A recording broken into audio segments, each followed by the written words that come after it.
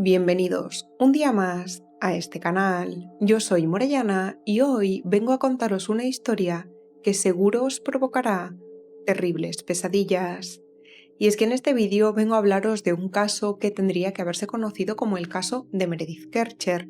Sin embargo, pasó a ser bastante famoso por el nombre de Amanda Knox. Y es que la investigación policial fue tan deficiente y el juicio social y mediático fue tan grande que ni la víctima ni el criminal se convirtieron en los protagonistas de esta historia. Pero antes de empezar, si no estáis suscritos al canal, suscribiros, dejar un like, un comentario y compartid el vídeo en vuestras redes sociales para ayudarme a seguir creando contenido como este. Además os recuerdo que podéis seguirme también en Instagram, TikTok y Twitter porque por ahí publico contenido muy interesante. Además, si no habéis visto el vídeo de la semana pasada y no os habéis enterado de que ahí hay un sorteo, id corriendo a verlo y participad porque podéis ganar la antología completa de H.P. Lovecraft. Os dejo el enlace aquí arriba en la i y también en la cajita de información. Y ahora sí que sí, una vez dicho todo esto, vamos con lo que importa. Si estáis intrigados con el misterio de hoy, apagad las luces, tomad asiento y acompañadme a conocer la increíble historia de Amanda Knox.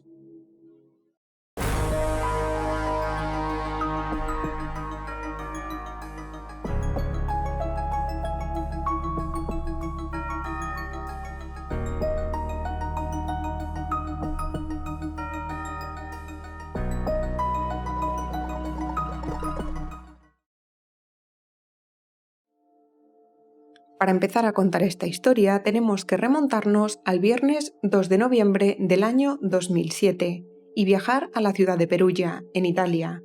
Amanda Knox es de Seattle y desde octubre del 2007 estaba en Italia como estudiante de Erasmus para perfeccionar el idioma.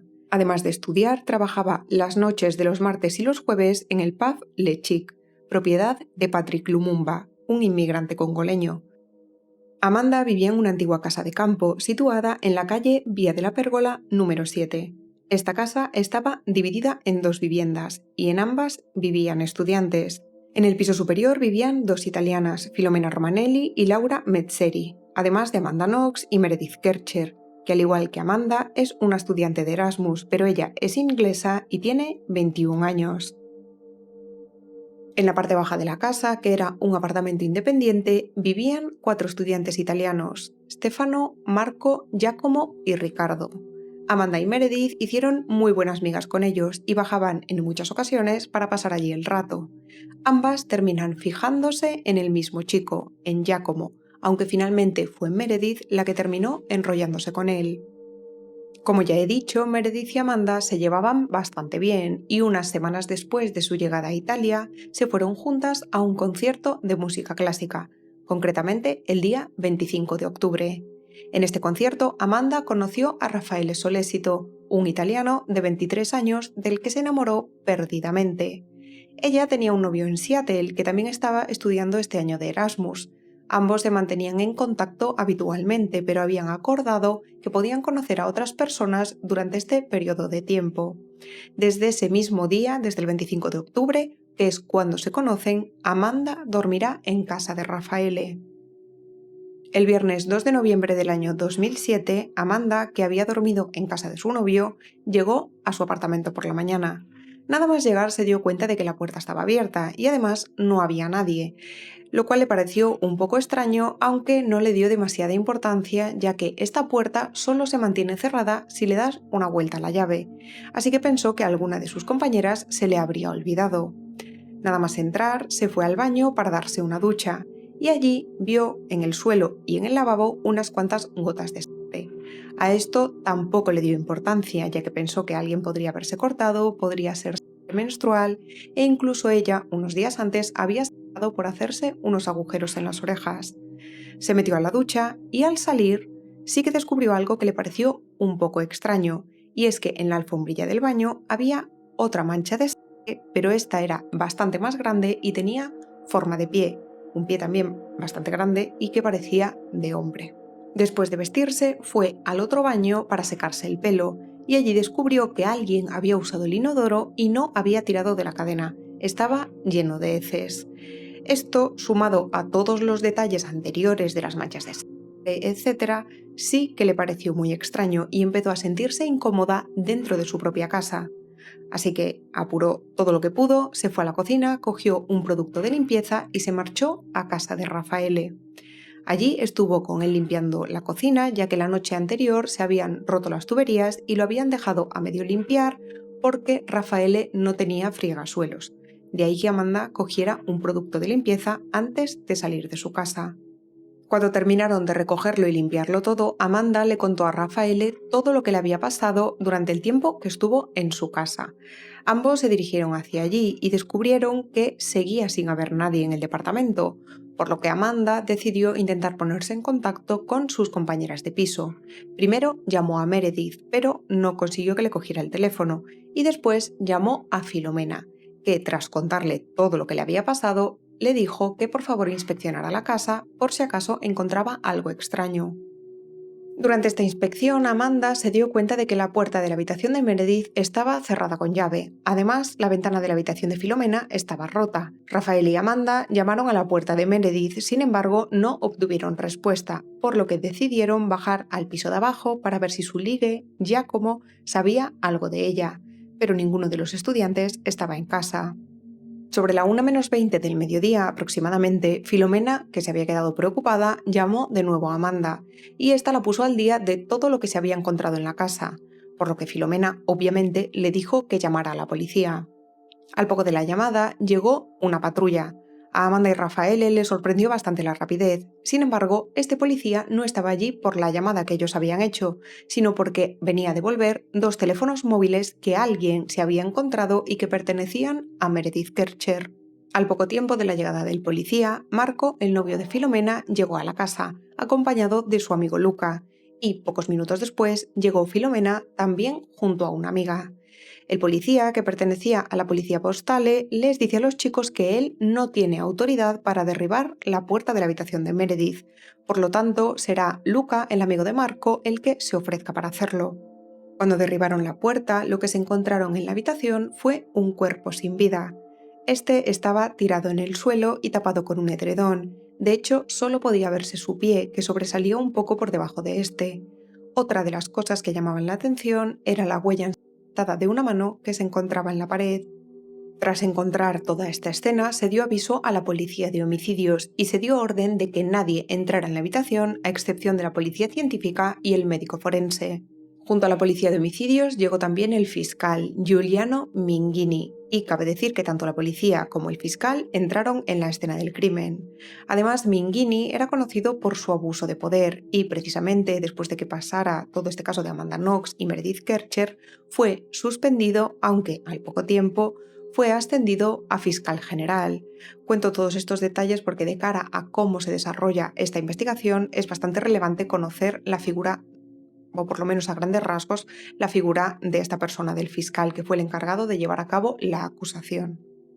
A Minghini le pareció un detalle muy relevante que el cuerpo estuviese tapado con un edredón, y para él esto solo podía significar que sí o sí había una mujer implicada en el crimen, ya que a un hombre nunca se le ocurriría hacer esto. Sin embargo, ya os adelanto que esto es totalmente mentira. Según los expertos, el hecho de que un cuerpo aparezca tapado solo puede significar o bien que el criminal conocía a la víctima o que no quiere ver lo que ha hecho.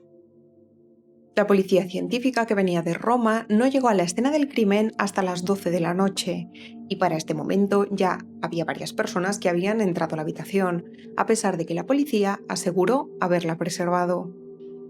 Lo que la policía científica descubrió en la habitación fue que el cuerpo de Meredith estaba desnudo de cintura para abajo, no llevaba sujetador y tenía la camiseta levantada por encima del pecho. Todos sabemos lo que significa encontrar un cuerpo en estas condiciones, así que no hace falta que lo diga. También tenía un corte bastante profundo en la garganta que se cree que fue lo que terminó con ella, aunque se encontraron varias heridas y moratones por el resto de su cuerpo. En la almohada pudieron sacar muestras de una mancha de semen y junto a esta fotografiar un par de huellas de calzado que estaban ensangrentadas. En total en la habitación se encontraron 18 huellas. Junto al cuerpo encontraron el sujetador de la víctima, que estaba roto y lleno de sangre, por lo que era obvio que se lo habían arrancado después de quitarle la vida. Además, en el baño en el que Amanda se duchó al llegar al apartamento, encontraron las heces en el inodoro, de las que más tarde podrían sacar ADN. En cuanto a la ventana de la habitación de Filomena, la policía tenía sus dudas, ya que creían que podría haberse roto desde dentro. Además, en la pared exterior no había ningún signo de que alguien hubiera trepado por allí, por lo que pensaban que podría tratarse de un montaje y que el asesino era alguien a quien la víctima conocía. La autopsia de Meredith reveló que tenía 47 heridas en su cuerpo. La causa de su fallecimiento fue asfixia producida por la sangre en la garganta que le llenó los pulmones. También se encontraron pruebas de que había sido violada y se estimó que perdió la vida sobre las 11:30 de la noche del día 1 de noviembre. En sus partes íntimas también encontraron ADN, que se correspondía con el encontrado en una de las almohadas de la escena y en las heces del inodoro, aunque de momento no sabían a quién pertenecía. Ahora retrocedamos en el tiempo a las 2 de la tarde del día 2 de noviembre, momento en el que la policía decide llevarse a todos los testigos a comisaría para interrogarlos. Para este momento todavía no había llegado la policía científica, recordemos que llegó a las 12 de la noche. Amanda le contó a las autoridades todo lo que yo ya os he contado, es decir, lo que había hecho antes de encontrarse con el cuerpo de Meredith. Lo que ella no sabía para este momento es que ya era considerada sospechosa del crimen, principalmente porque tanto las autoridades como los periodistas la habían visto abrazar y besar a su novio justo después de encontrarse el cuerpo de su amiga, lo que no les parecía para nada un comportamiento lógico y normal. Además, sus compañeras de piso y sus amigas también dijeron que para ellas esto era un comportamiento bastante extraño.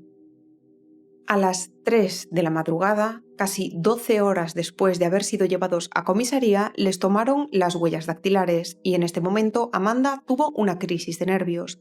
Gritó, se golpeó la cabeza, se tapó los oídos y para el fiscal esto era un claro signo de culpabilidad, ya que supuestamente Amanda se tapaba los oídos porque estaba escuchando los últimos gritos de Meredith. A las 5 de la mañana por fin los dejaron ir, pero Amanda no podía volver a su casa ya que esta era el escenario de un crimen, por lo que se fue a la casa de Raffaele. Esa misma noche la policía pinchó los teléfonos de ambos chicos. Tras tomarles las huellas, empezaron a cotejarlas con las encontradas en la casa, principalmente en la habitación de Meredith. Las huellas de Raffaele no coincidían con ninguna de las recogidas por la policía en la escena del crimen, y las de Amanda solo coincidían con las encontradas en un vaso del fregadero de la cocina, lo cual tenía bastante sentido teniendo en cuenta que ella vivía en la casa. Una vez cotejadas las huellas, la policía intentó reconstruir los últimos momentos de la víctima antes de que le quitaran la vida. La noche anterior, el 31 de octubre, Meredith había invitado a cenar a unas amigas y después se había ido con ellas al pub Merlin. Por su parte, Amanda también había salido el 31 de octubre, pero había salido sola al pub Le Chic, lugar en el que conocía a todo el mundo. Entre la 1 y las 2 de la madrugada se marchó a dormir a casa de Raffaele y al día siguiente volvió a su casa. Meredith se encontraba allí, pero estaba durmiendo ya que había llegado a las 5 de la madrugada y sus otras 2 compañeras de piso no estaban en el apartamento. El 1 de noviembre, Raffaele se fue a casa de Amanda para comer allí con ella. Meredith se levantó, se duchó y se marchó sobre las 4 de la tarde al apartamento de 2 de sus amigas. Amanda y Raffaele estuvieron hasta las 5 en casa de Amanda, momento en el que se fueron a la casa de Raffaele y descargaron y vieron la película de Amélie. Estuvieron allí toda la tarde y toda la noche. Además, la policía pudo comprobar que en el ordenador de Raffaele se había descargado y reproducido la película de Amélie. Y tenían una testigo, una amiga de Raffaele, que pasó por su apartamento para saludarlo. Por su parte, Meredith estuvo en el apartamento de sus amigas hasta las 9 de la noche, momento en el que se marchó para dirigirse a su casa. La policía sabía que el motivo del crimen había sido principalmente sexual, ya que aunque el criminal se llevó 300 euros de la cartera de la víctima, no se llevó nada más del apartamento, por lo que decidieron preguntar a las chicas, sus amigas y sus compañeras de piso, si se sentían incómodas con alguien o si sabían de alguien que pudiera querer hacerle eso a Meredith. Casi todas mencionaron al mismo chico, un marroquí llamado Shaki, que normalmente se ofrecía para llevarlas a casa en moto, pero lo que hacía era llevarlas a su casa y ofrecerles subir. Cuando las chicas se negaban, intentaba persuadirlas, pero finalmente acababa aceptando el rechazo y llevándolas a su casa como había prometido. La policía interrogó a este sujeto, sin embargo, descubrieron que tenía una coartada sólida y por lo tanto quedó descartado. Las chicas también llegaron a insinuar en algún momento que podría haber sido alguno de los chicos que Amanda solía llevar a casa, por lo que la policía les pidió que hicieran una lista con todos esos chicos que decían que Amanda había invitado, pero finalmente resultaron ser solo 2. A partir de este momento ya se empieza a forjar la imagen de Amanda como una persona un poco promiscua o un poco desinhibida. Las autoridades interrogaron también a los chicos que vivían en el piso de abajo y les preguntaron cómo era su relación con sus vecinas. Ellos dijeron que era una buena relación y que muchas veces las chicas bajaban a pasar el rato con ellos, principalmente para fumar y beber. Además contaron que Meredith tenía una relación con Giacomo. Aunque esta no era nada serio, la prensa la describió como la perfecta relación de amor en comparación con la relación turbia, según ellos, que tenían Amanda y Raffaele, y probablemente para hacer todavía más trágica la historia del fallecimiento de Meredith Kercher. Además, Stefano mencionó que Amanda se había acostado con un primo suyo un fin de semana que éste había venido de visita. Es a partir de este momento cuando, tanto para la prensa como para la policía, Amanda pasa a ser una chica promiscua que invita a un montón de tíos a casa para pasárselo bien, aunque nada más lejos de la realidad. Amanda, que recordemos no podía entrar en su casa, estaba utilizando ropa de Raffaele. Sin embargo, necesitaba con urgencia ropa interior limpia. Es por esto que decide ir junto a su novio a una tienda del centro de Perugia para comprarla. Sin embargo, las imágenes de Amanda y Raffaele mirando tangas se convertirán en la noticia estrella del día. Recordemos que tanto para la prensa como para la opinión pública, estos eran los culpables, y les parecía un escándalo que estuvieran mirando ropa interior sexy días después de haberse encontrado el cadáver de Meredith. El día 4 de noviembre, Amanda y Raffaele vuelven a comisaría para ser interrogados de nuevo, interrogatorio en el que les hacen las mismas preguntas que la primera vez. Además, a Amanda le pidieron que hiciera una lista de todos los hombres que había invitado a su casa desde que estaba en Italia. Las autoridades pidieron también a Amanda, Filomena y Laura que los acompañaran a la casa para ayudarles a identificar el arma del crimen. Es en este momento cuando Amanda sufre otra crisis y empieza a llorar, lo que hará que aumenten las sospechas sobre ella. El día 5 de noviembre se organizó una vigilia para honrar la memoria de Meredith, pero ni Amanda ni Raffaele fueron hasta allí. Ambos estaban juntos en la casa de él. A las 10 de la noche, la policía llamó de nuevo a Raffaele para pedirle que volviera a la comisaría. Amanda decidió acompañarlo y las autoridades los interrogaron a los dos por separado durante toda la noche.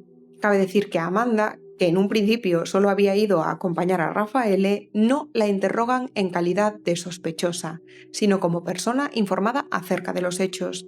Y este es un detalle muy importante porque si hubiera sido interrogada como sospechosa, tendrían que haber grabado el interrogatorio y haberle garantizado el acceso a un abogado.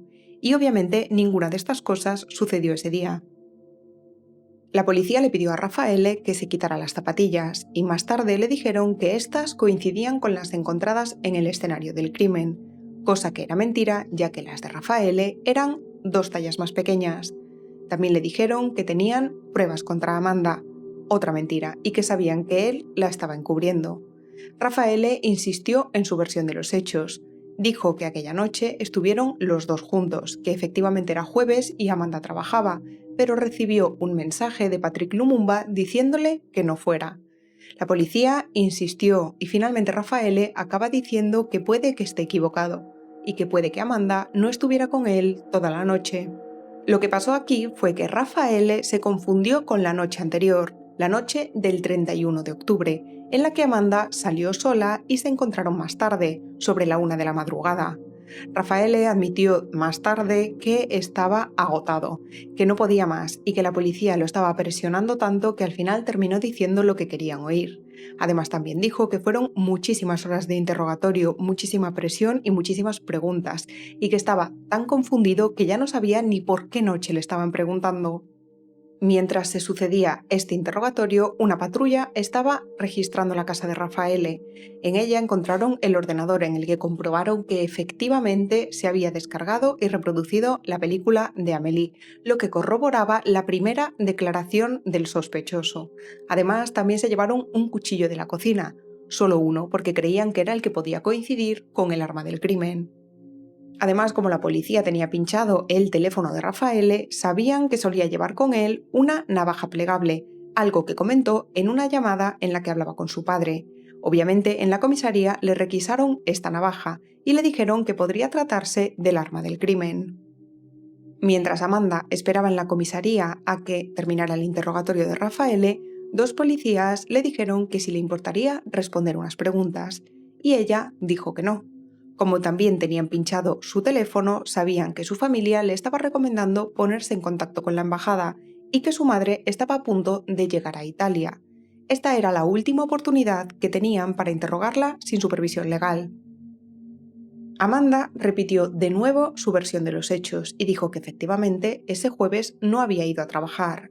Además, le entregó el teléfono a la policía para que revisaran sus mensajes, pero estos le dijeron que estaba mintiendo y que aquella noche había quedado con Patrick Lumumba. ¿Y por qué pensaba esto la policía? Pues porque cuando Patrick le envió a Amanda un mensaje diciéndole no vengas esta noche a trabajar, Amanda le contestó algo así como de acuerdo, nos vemos luego. Obviamente esto es una frase hecha que no significa que vayan a verse esa misma noche, pero la policía lo entendió de forma literal. Amanda negó todo esto rotundamente, pero la policía no la creía. Además, le dijeron que Raffaele ya no verificaba su coartada, sino que les había dicho que aquella noche ella se fue a las 9 y no regresó hasta la 1 de la madrugada. Con Amanda utilizaron una técnica de interrogatorio denominada leapfrogging o salto de rana en castellano. Esta técnica consiste en cambiar de interrogadores cada 20 minutos. Además, al sospechoso se le mantiene aislado, sin comer ni beber y sin dejarle ir al baño. Aquella noche, hasta un total de 12 policías interrogaron a Amanda, y más tarde ella contaría que durante estos interrogatorios sufrió agresiones, tanto verbales como físicas, por parte de todos los policías. Finalmente terminará confesando que sí, que aquella noche quedó con Patrick Lumumba y que fue él el que le quitó la vida a Meredith, aunque su confesión está llena de lagunas, ya que no recuerda nada de lo que ha pasado.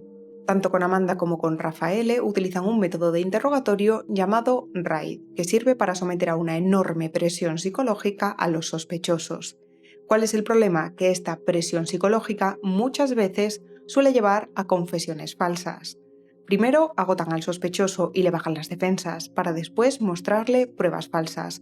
Por ejemplo, a Amanda le dicen que Raffaele ya no confirma su coartada, y a él le cuentan que sus huellas coinciden con las encontradas en el escenario del crimen. Finalmente le dicen al sospechoso que puede que su cabeza haya borrado lo que ha pasado, que ha perdido la memoria por un suceso traumático. Esto concretamente se lo dijeron a Amanda en cuanto le comentaron lo de Patrick Lumumba, lo de que habían quedado. Básicamente, el sospechoso termina diciéndole a la policía lo que quieren oír para que lo dejen descansar. Es por esto que en muchas ocasiones estas confesiones suelen ser falsas. De hecho, Amanda, después de declarar y ser detenida, escribió sobre la visión, que es como ella lo llama, que tuvo del crimen, y dijo que él dudaba mucho de que esta fuera cierta, ya que estaba sometida a mucha presión, es decir, que no creía que esta visión que ella tuvo fuera real. A las 6 de la mañana del 6 de noviembre del año 2007, la policía arrestó a Patrick Lumumba. Él negó tener nada que ver con el caso y dijo que el 1 de noviembre su pub estuvo cerrado, por lo que él salió a tomar algo con un amigo. Le dijo a la policía que le preguntaran a su amigo o que preguntaran en el bar en el que estuvieron, que seguro que alguien lo recordaba. Sin embargo, la policía lo envió a la cárcel sin comprobar su coartada y basándose únicamente en la acusación de Amanda. Por su parte, Amanda y Raffaele, tras sus confesiones de la noche anterior, son arrestados, pero todavía no tienen abogado porque, según la policía, de momento no están acusados de nada. Además, la policía le cuenta a la prensa que Amanda ha confesado la noche anterior, que le han requisado una navaja a Raffaele que podría ser el arma del crimen y que las huellas de este coinciden con las encontradas en el escenario del crimen. Detalles que son, en su mayoría, mentira. Tras tener a los supuestos culpables, la policía volvió a interrogar a las amigas de Meredith, que ahora empiezan a hablar muy mal de Amanda. Esto es importante porque en el primer interrogatorio que les hicieron apenas la mencionaron, pero ahora que sabían que Amanda había confesado, se dedican a decir cosas como que no les caía bien, que a Meredith Amanda no le gustaba y que tenía una personalidad muy excéntrica, desinhibida y promiscua. La teoría de la fiscalía era que Amanda era una obsesa sexual que tenía dos esclavos, Patrick y Rafaele, a los que ordenó matar a Meredith por negarse a participar en un juego erótico.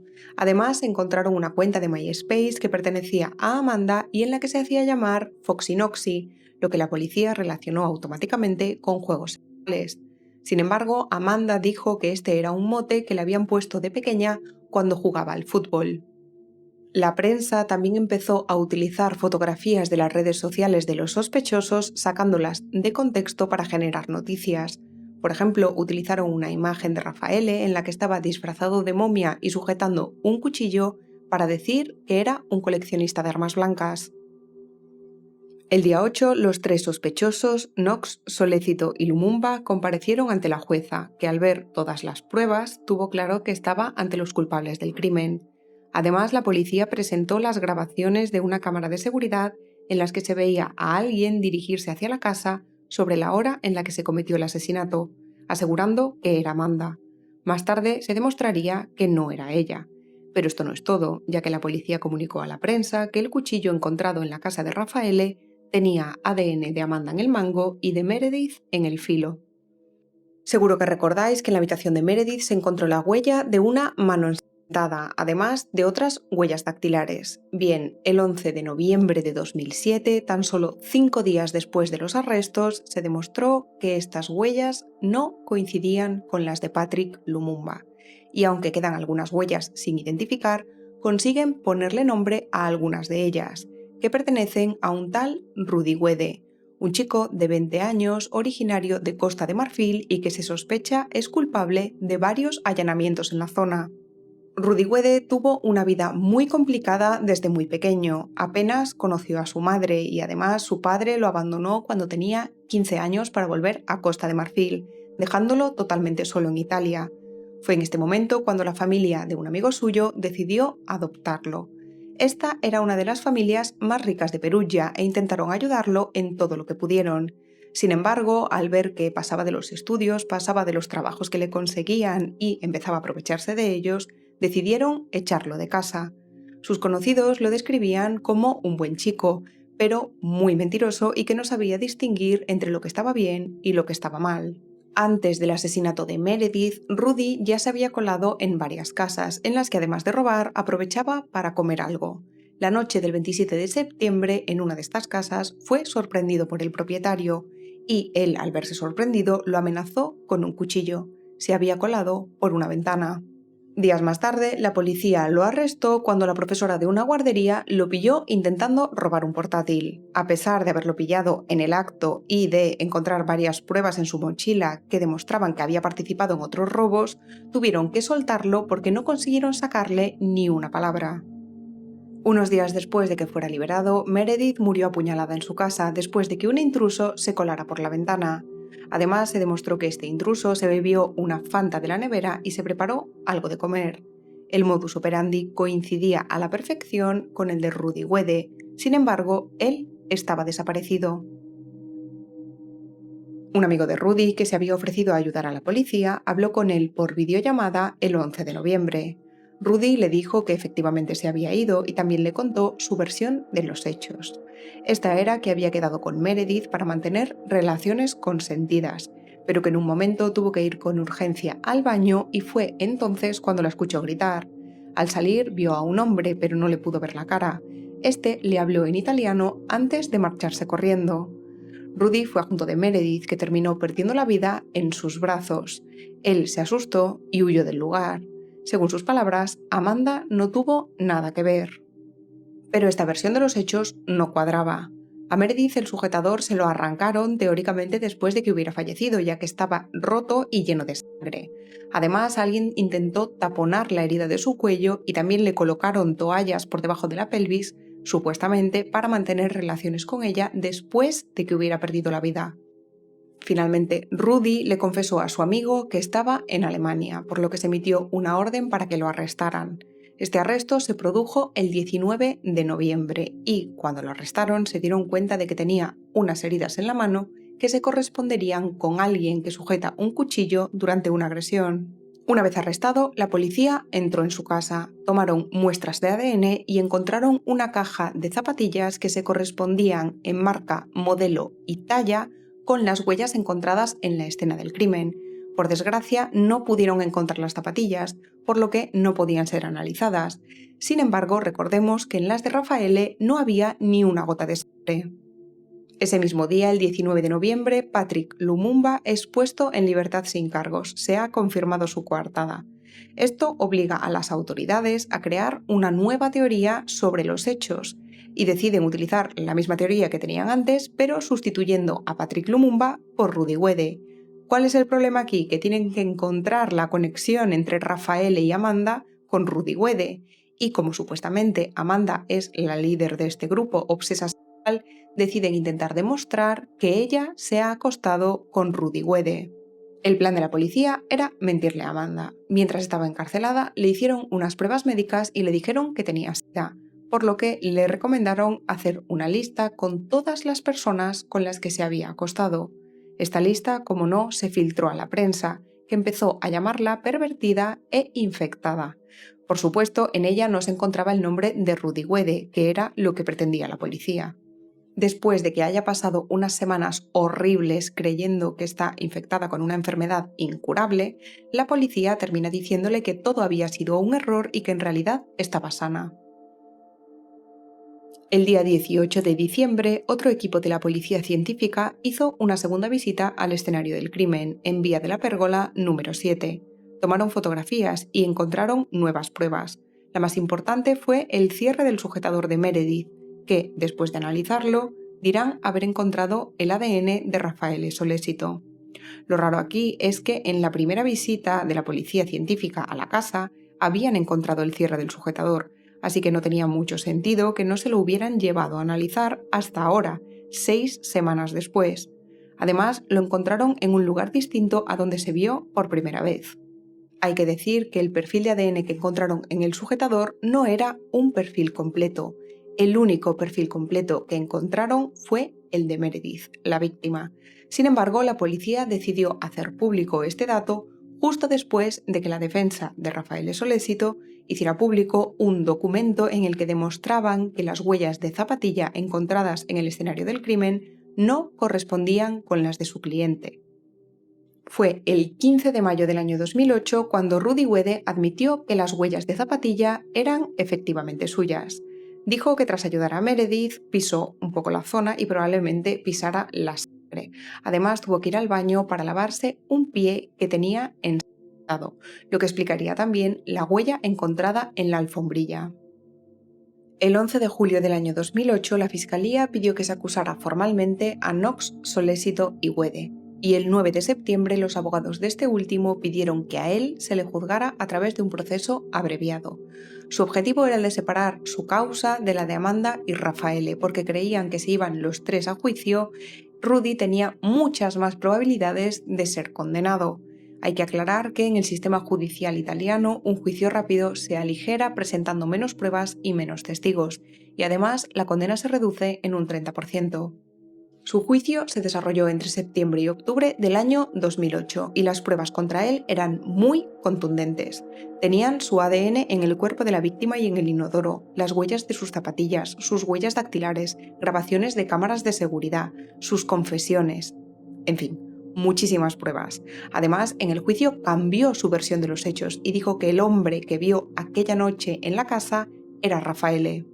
Finalmente fue condenado a la pena máxima. Sin embargo, al tratarse de un juicio rápido y aplicarse la reducción del 30%, esta condena se quedó en 30 años.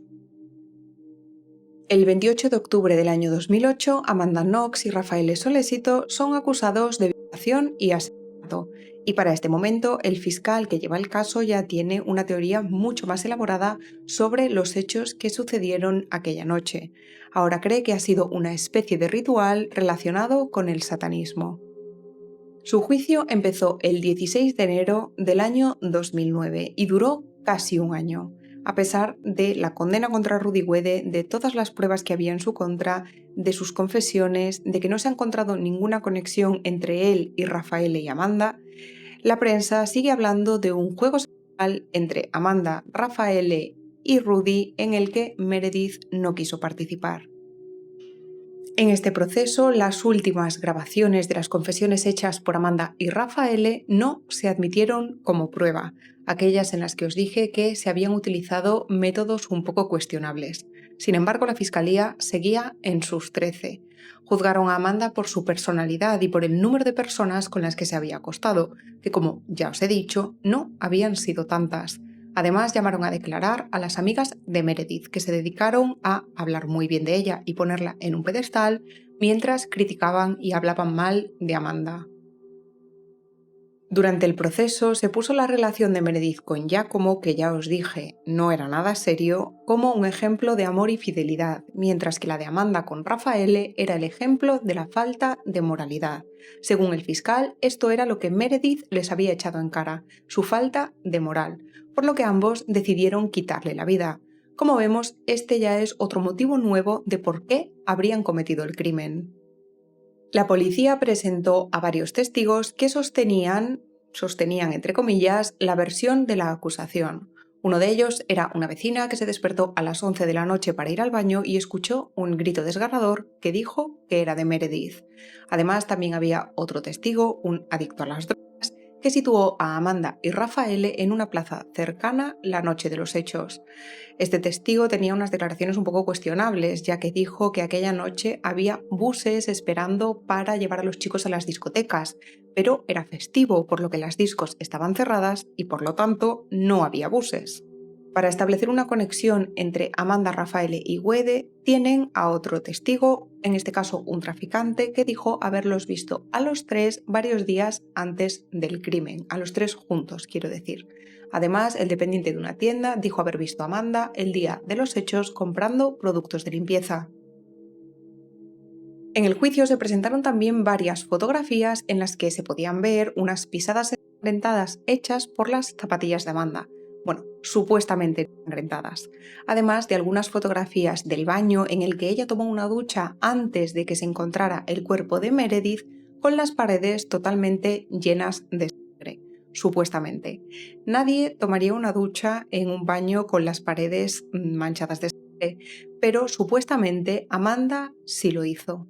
Sin embargo, y a pesar de todas estas pruebas presentadas por la acusación, el cuchillo que presentan como arma del crimen no encaja con el utilizado para quitarle la vida a Meredith.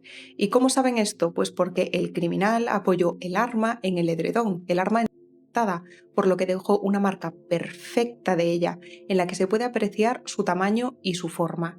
Y el cuchillo que presenta la fiscalía no coincide, es mucho más grande. Esto lo solucionan diciendo que emplearon dos cuchillos. Pero no solo eso, además el ADN que se encontró de Meredith en el filo es una muestra muy pequeña, extremadamente pequeña, por lo que tampoco tendría sentido, ya que si se hubiera utilizado para cometer el crimen habría mucho más ADN, mucha más sangre en el filo del cuchillo. Y para terminar con el tema de las pruebas presentadas en el juicio, la única que tenían contra Rafael era su ADN, teóricamente, en el cierre del sujetador de Meredith. Sorprendentemente, Amanda y Rafael fueron declarados culpables el 4 de diciembre del año 2009. Él fue condenado a 25 años de prisión y ella a 26, pero además a Amanda le cayó una condena por difamación contra Patrick Lumumba, por la que tenía que pasar 3 años más en prisión y pagar 22.000 euros. Poco después de este veredicto, el 22 de diciembre, el Tribunal de Apelación rebaja la condena de Rudy Guede de 30 a 24 años, que, con la reducción de condena por haber sido un juicio rápido, se quedan en 16. Es decir, el único del que tienen pruebas sólidas de que efectivamente participó en el crimen es el que está condenado a menos años de prisión. Tras conocerse el veredicto, los medios estadounidenses empezaron a poner en duda la investigación llevada a cabo por la policía italiana, además del sistema judicial del país, algo que no sentó muy bien en Italia. Por su parte, la defensa empezó a preparar la apelación, que tuvo lugar 3 años más tarde, en el año 2010, y durante la que se reexaminaron las pruebas en las que se basó la condena. En primer lugar, tenemos las huellas dactilares. En la habitación de Meredith solo se encontraron sus huellas y las de Rudy Wede. Las huellas de Amanda solo aparecieron en un vaso que se encontró en la cocina, lo cual tiene bastante sentido teniendo en cuenta que ella vivía en la casa. Y por último, de Raffaele no hay ni una sola huella dactilar. Respecto al ADN de Meredith en el filo del cuchillo, que es la supuesta arma del crimen, la muestra era extremadamente pequeña. Tan pequeña que en cualquier otro país del mundo esto no se habría admitido como prueba. ¿Por qué? Pues porque según los expertos, cuando la muestra es tan pequeña, se trata de una contaminación. En total se encontraron más de 50 fallos en la recolección y el tratamiento de las pruebas en este caso. Fallos como por ejemplo no utilizar protectores para los zapatos, no cambiarse de guantes para recoger una prueba después de haber recogido otra o poner todas las pruebas juntas en un montón. De hecho, el cuchillo que recogieron y que decían que era la supuesta arma del crimen, lo dejaron apoyado junto a muestras de sangre de Meredith Kercher. Siguiendo con las muestras de ADN, el ADN encontrado en el cierre del sujetador no era de Raffaele Sollecito. Como ya os dije, esta era una muestra incompleta y los marcadores que permitía analizar esta muestra coincidían con miles de italianos. En el juicio también se mostraron como prueba fotografías que en realidad no lo eran, ya que habían sido tomadas 6 semanas después de la primera inspección del escenario del crimen, inspección en la que se utilizó un spray que reacciona al tocar cualquier superficie en la que haya habido sangre. Pero este no es el típico luminol, sino que es un compuesto químico que reacciona ante la sangre o cualquier producto que tenga hierro. ¿Y cómo reacciona? Pues se ilumina directamente en color rojo. La diferencia es que no hace falta una luz ultravioleta para ver el resultado. Se ve a simple vista. El problema que tiene este producto es que después de varios días, cualquier superficie que haya sido tocada por este spray cambia a color rojo. Así que si recordáis las imágenes del baño con esas paredes ensangrentadas, pues bien, eso no era sangre, era este químico. Y lo mismo pasó con las huellas de Amanda. A Amanda se le permitió ir a la casa a coger algunas cosas después de la primera inspección del escenario y debió pisar alguna zona en la que habían echado este spray, este producto químico, y fue repartiendo sus huellas por toda la casa, pero no eran huellas ensangrentadas, eran huellas que quedaron marcadas en rojo por culpa de este químico. El 3 de octubre de 2011 se anularon las condenas de Amanda y Raffaele. Ese mismo día les liberaron y Amanda se fue a Seattle al día siguiente.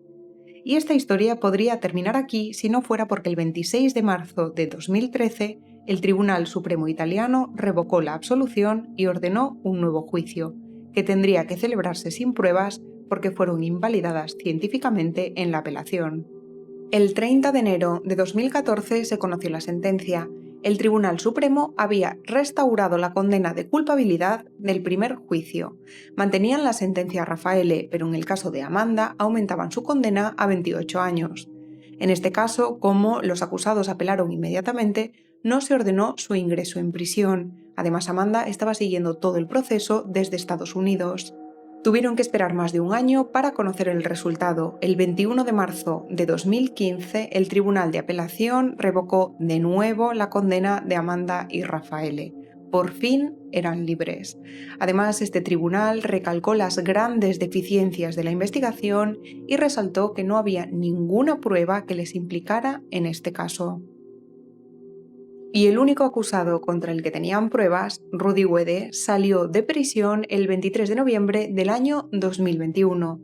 Pasó 13 años en prisión de los 16 a los que había sido condenado. Se ahorró 3 años por buen comportamiento. Y hasta aquí ha llegado la terrible historia de Amanda Knox. Yo no sé a vosotros, pero a mí este caso, cuando lo conocí, me dejó sin palabras. Y cuanto más investigaba para hacer este vídeo, más sorprendida me dejaba. Es que no entiendo nada, no entiendo las condenas, no entiendo las pruebas falsas, yo no entiendo nada. Así que me gustaría que me dejarais vuestras opiniones en los comentarios, qué pensáis de la investigación, qué opináis de la condena a Rudy Wede, creéis que fue justa. En fin, dejadme todo esto en los comentarios. Y si os ha gustado el vídeo, por favor, dejad un like, suscribíos al canal si no lo estáis y compartidlo con vuestros amigos, vuestra familia, en vuestras redes sociales para ayudarme a seguir creando contenido como este. Además, recordaros que podéis seguirme en todas mis redes sociales, Twitter, Instagram y TikTok, y que si os habéis quedado con ganas de más, podéis echar un vistazo a estos vídeos que os dejo por aquí. Por mi parte, y como siempre, os dejo todas las fuentes consultadas en la cajita de información. Y dicho todo esto, yo me despido. Hasta la próxima historia.